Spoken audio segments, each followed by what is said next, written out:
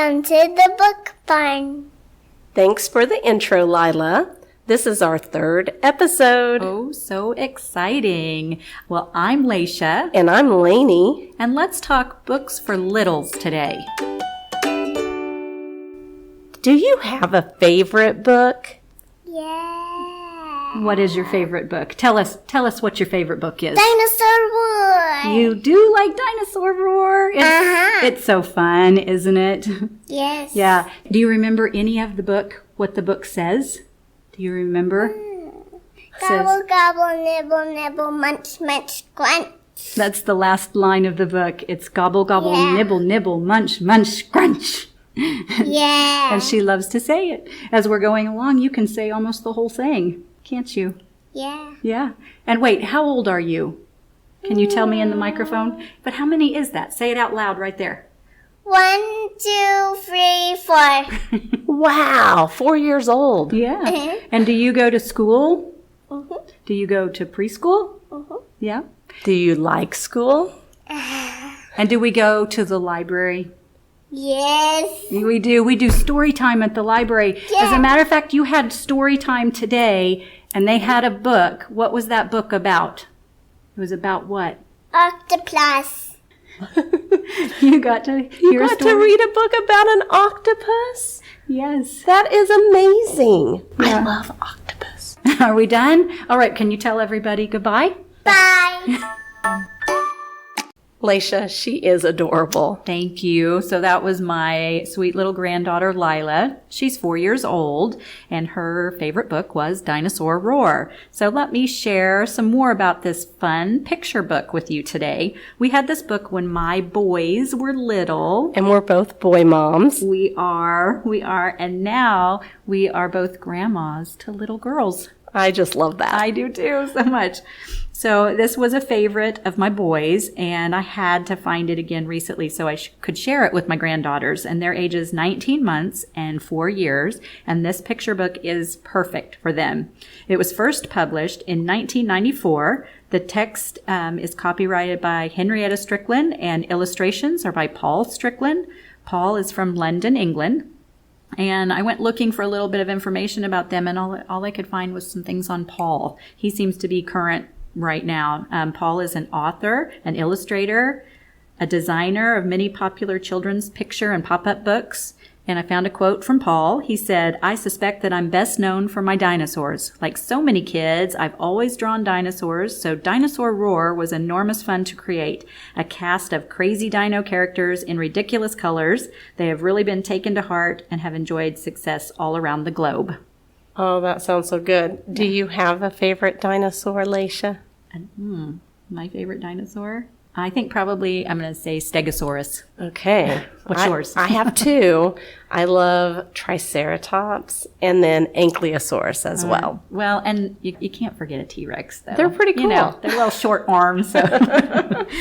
All right. Well, my copy is a 2019 edition, and it has a really impressive silver foil cover with a big green and blue dinosaur and a tiny green and yellow dinosaur. It also has a seal that states in association with the Natural History Museum. I believe that one's in London. Okay. So have you been to any museums like that? You know, I actually have. I've been to the Museum of Natural History in New York City. Took our boys there one time over spring break. Very cool. Yeah. I've been to a few as well. All right. So this is published by Macmillan Children's Books in the UK. It features dinosaurs of all shapes, colors, and sizes. It has really fun rhyming text that seems to kind of just bounce along, and I love to read this out loud. It's fun. You should read us some. So here's our first couple of pages. It's Dinosaur Roar, Dinosaur Squeak, Dinosaur Fierce, and Dinosaur Meek. Oh my gosh, I love the rhyme. Yes, it's so cute. It's a book that gives a subtle introduction to opposites. The pictures are all about these fun, crazy, colorful dinosaurs, but the text is all about rhyming words. And so it's just a really, really fun one to read. I can tell just by listening to Lila that she has the thing memorized. She does. What a great pre-reading skill for her. That was fun. Well, and my teacher friend would know. I do teach. So I'm doing something right as a grandma. Good job, Grandma. So it has really fun, the colorful illustrations, which look like watercolors. And I feel that this book gives plenty of opportunity to continue the conversations with your littles beyond just the text. It's a pretty good sized book with an impressive double page spread that makes it a great choice for reading in a group setting. And you probably need to get this for your girls. I do need to get this for my girls. And actually, what a good gift for kindergarten teachers or preschool teachers. Ooh, good idea. Yes, that would be good. It would. And no doubt your littles will be asking you to read it over and over and over again. But it's okay because it's a fun one to read. Again, that was Dinosaur Roar by Paul and Henrietta Strickland. All right, Lanie, tell us about your book. Okay, so my first book review for littles is a book for 9 or 10-year-olds and up. All right, so this is older than my little girl. Yes. It does contain some language, but I think the language is necessary. Okay. It also has some pretty serious content. But again, I think it just kind of allows for a lot of teachable moments. All right. It's a wonderful book, so I wouldn't want people to shy away from it, but I do have to put that little warning out there. Yeah. I think this would be a good one for parents to read with their kids so they can have those conversations. Oh, yeah. The New York Times writes that it's marvelous. It's both comic and deeply moving, and the genre is historical fiction. Let me tell you about one of my favorite books. Do. The Watsons Go to Birmingham, 1963. All right. Okay.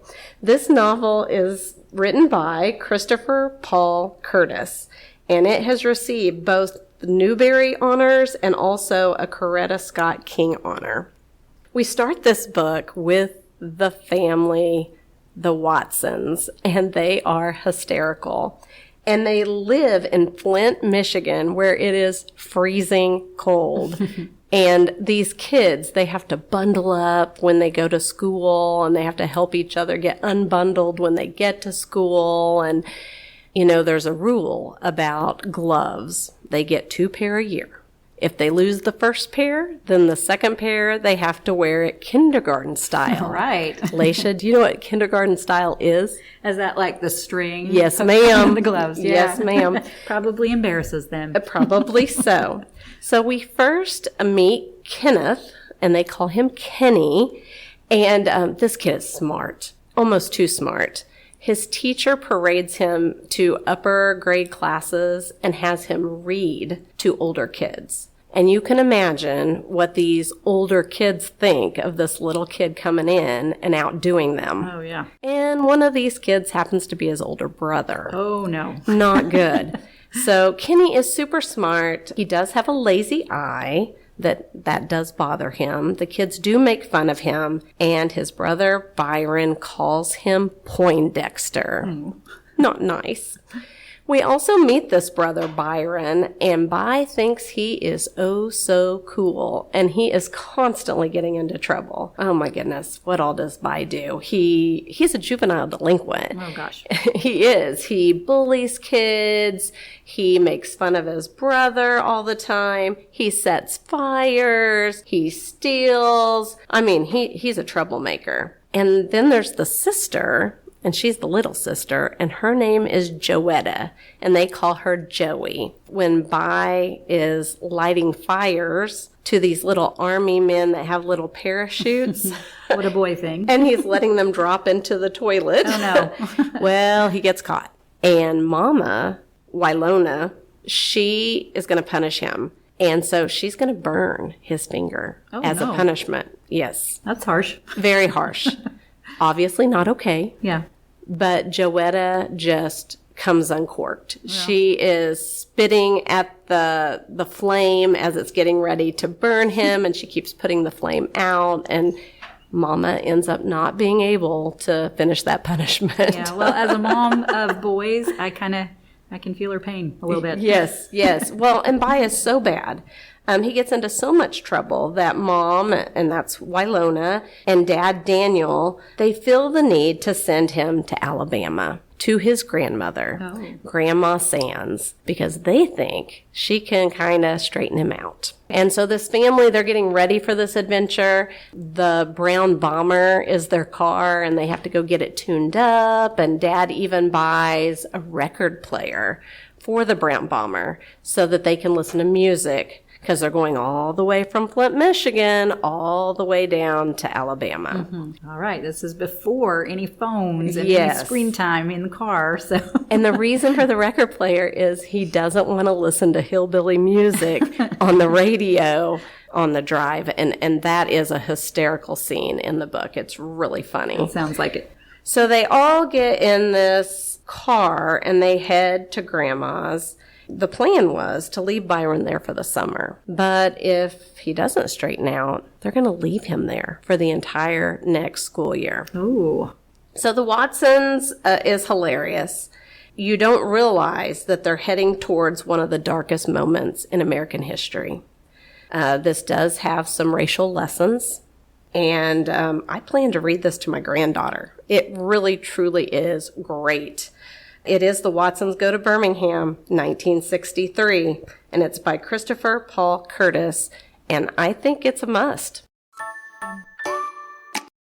So this concludes our first Library for Littles episode. Yay. It was so fun. So fun. And we'd like to thank Lila for being our special little guest. Hey, do you think that they can tell we like alliteration? Yes, Does that make us nerds? absolutely. Oh, well, hit subscribe anyway. And until next time, This is the Book Barn Book Club podcast. I'm Lasha. And I'm Lanie, and keep those bookmarks bouncing.